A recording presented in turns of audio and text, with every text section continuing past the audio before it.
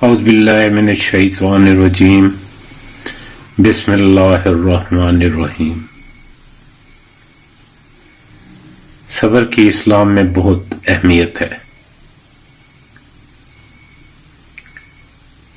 قرآن پاک میں 90 دفعہ سے زیادہ صبر کا ذکر آیا ہے، جس میں اللہ تعالیٰ نے صبر کی فضیلت بیان کی ہے اور مومنوں کو صبر کی تلقین اور ترغیب دلائی ہے کہ وہ صبر اختیار کریں۔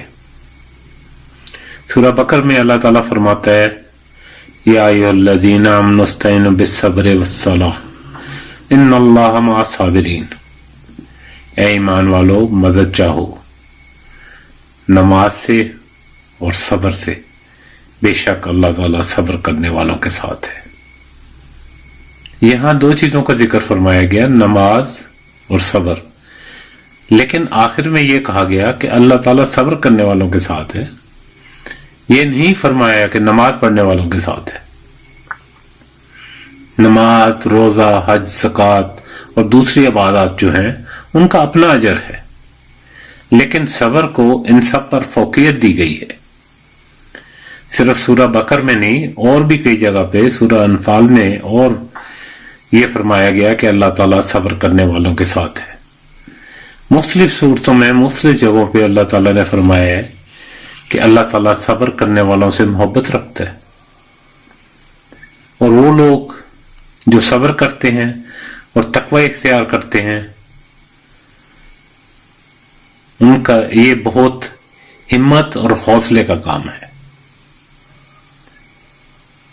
ایک اور جگہ فرمایا ہے کہ صبر کرنے والوں کے لیے بے حساب اجر ہے، یعنی بغیر حساب کے اجر دیا جائے گا۔ صبر کی اہمیت کا اسی سے اندازہ لگا لیں کہ رسول پاک صلی اللہ علیہ وسلم نے فرمایا کہ صبر مصیبت میں عبادت ہے۔ دوسری حدیث مبارک میں کہا کہ ایمان کے دو حصے ہیں، صبر اور شکر۔ اس کو مزید اس طرح فرمایا گیا کہ مومن کا معاملہ بھی عجیب ہے۔ جب اس کو کوئی نعمت ملتی ہے، کوئی اس کو خوشخبری ملتی ہے، تو یہ شکر کرتا ہے اور اس کا اجر ملتا ہے۔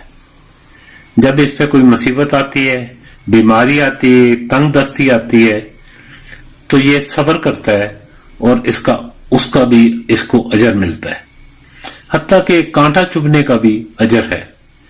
ایک مومن کو جب کوئی کانٹا چبھ جائے تو اس پہ بھی اللہ تعالیٰ اس کے کچھ گناہ معاف فرما دیتا ہے۔ صبر خدا تعالیٰ پر یقین ہونے کا نام ہے۔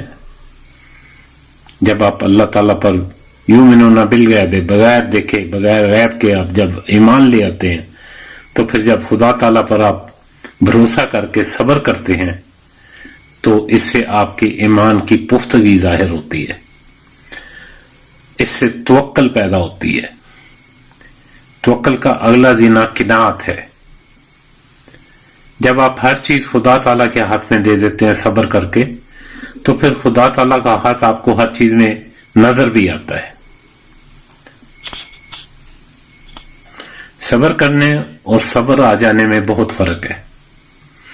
صبر کسی مصیبت پر دل پر جبر کرنے کا نام ہے، اور اگر اسی مصیبت پر رونا دھونا شروع کر دیا جائے اور جب آنسو خشک ہو جائیں تو پھر اس کو صبر نہیں کہتے، وہ صبر آ جاتا ہے، آپ ابھی اور زیادہ رو ہی نہیں سکتے۔